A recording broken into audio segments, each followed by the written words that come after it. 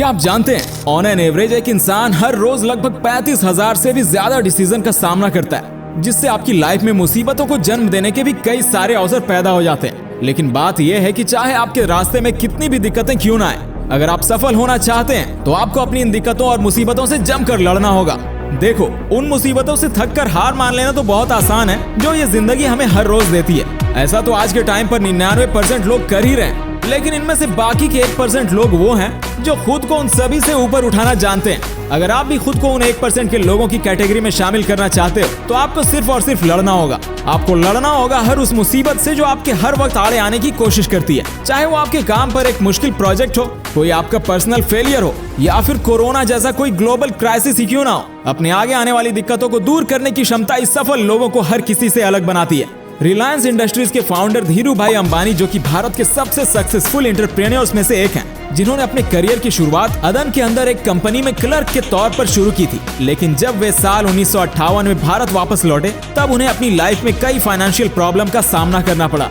लेकिन इन चुनौतियों का सामना करने के बावजूद उन्होंने अपनी जिंदगी में कभी हार नहीं मानी और भारत की सबसे बड़ी इंडस्ट्रीज में से एक को एस्टैब्लिश कर डाला।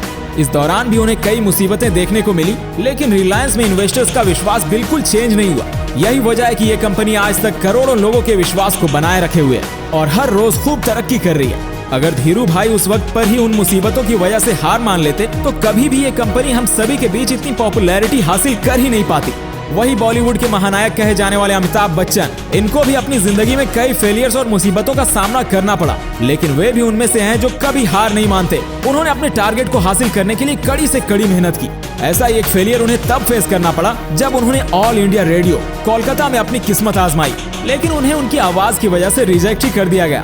अपने करियर की शुरुआत में उन्हें यहाँ तक कहा गया कि वे फिल्म इंडस्ट्रीज के लिए भी फिट नहीं है, क्योंकि शुरुआत में उनकी कई सारी फिल्में फ्लॉप जा चुकी थी। लेकिन अमिताभ जी ये जानते थे कि आज बेशक ये सब मुझे झेलना पड़े, लेकिन आगे चलकर मैं ऐसा कुछ भी सहन नहीं करूंगा।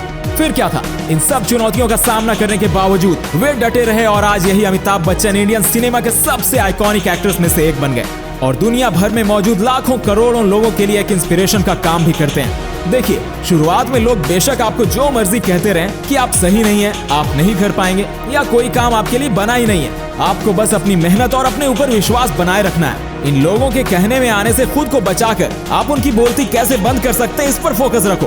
और जब आप अपने टारगेट को पालो तब देखना यही लोग कैसे आपकी तारीफ करते नहीं थकेंगे। अब बात करते हैं मैरी कॉम की, जो एक इंडियन ओलंपिक बॉक्सर है। उन्हें भी अपनी लाइफ में कई मुश्किलों का सामना करना पड़ा था, जिसमें बड़े होने के कारण फाइनेंशियल प्रॉब्लम्स और जेंडर इनइक्वालिटी की वजह से सोसाइटी की ओर से काफी दबाव झेलना पड़ा। लेकिन इन चुनौतियों के बावजूद वे बॉक्सिंग के लिए अपने जुनून को आगे बढ़ाने के लिए हमेशा बिल्कुल दृढ़ थीं। उनकी इसी दृढ़ता और विल पावर ने उन्हें एकदम अनस्टॉपेबल बना दिया और आज वो बॉक्सिंग के अंदर 6 टाइम वर्ल्ड चैंपियन, एक ओलंपिक ब्रॉन्ज मेडलिस्ट बनकर उभरी हैं। मैरी कॉम की इस कहानी से आज देश के कई अपकमिंग एथलीट्स को काफी इंस्पिरेशन मिलती है, क्योंकि इतने प्रेशर का सामना करने के बावजूद उन्होंने कभी अपने सपनों को नहीं छोड़ा और कंटिन्यूअसली अपने फील्ड के अंदर मेहनत करती रही। अब जरा अपनी एक नजर इस इंसान की ओर डालिए। इनका नाम है निक वुजिसिक और ये पैदा होने के वक्त से ही बिन हाथों और पैरों के हैं। सोचिए इनकी जिंदगी किस तरह से गुजर रही होगी। हर रोज इन्हें ना जाने कितना कुछ सहन करना पड़ता होगा। जब ये 10 साल की उम्र के थे तब इन्हें इस कदर डिप्रेशन झेलना पड़ा कि वे खुद को किसी काम का नहीं समझने लगे। लेकिन फिर उन्हें अपनी इन कमजोरियों को ही अपनी असल ताकत बनाने का ख्याल आया और आज निक 57 से भी ज्यादा देशों में पॉजिटिविटी, सेल्फ डेवलपमेंट, मोटिवेशन और अपनी खुद की लाइफ स्टोरी जैसे अलग अलग टॉपिक्स पर 3000 से भी ज्यादा बार स्पीच दे चुके हैं और अब ये दुनिया के सबसे फेमस मोटिवेशनल स्पीकर, ऑथर और एंटरप्रेन्योर बन चुके हैं। इनके पेरेंट्स तक ने भी कभी ये नहीं सोचा होगा कि निक एक दिन इतने सक्सेसफुल और पॉपुलर बन जाएंगे। ध्यान रखिए कि चाहे सिचुएशन कितनी भी मुश्किल क्यों ना हो, अगर आप सफल होना चाहते हैं तो आपको अपनी परेशानियों का डट कर मुकाबला करना होगा। चुनौतियों को अपनी लाइफ स्टोरी के एक एक्साइटिंग पार्ट के तौर पर लो। वे मुश्किल हो सकती हैं, लेकिन वे ही आपकी पूरी जर्नी को दिलचस्प बनाती है। वे आपको एक और बेहतर और मजबूत इंसान बनने में मदद करती है। इसलिए जब कभी प्रॉब्लम्स आपके सामने आए तो उनसे भागो मत, उन्हें सीखने और आगे बढ़ने के मौकों की तरह अपनाओ। फिर देखना आप कहां से कहां पहुंचते हो।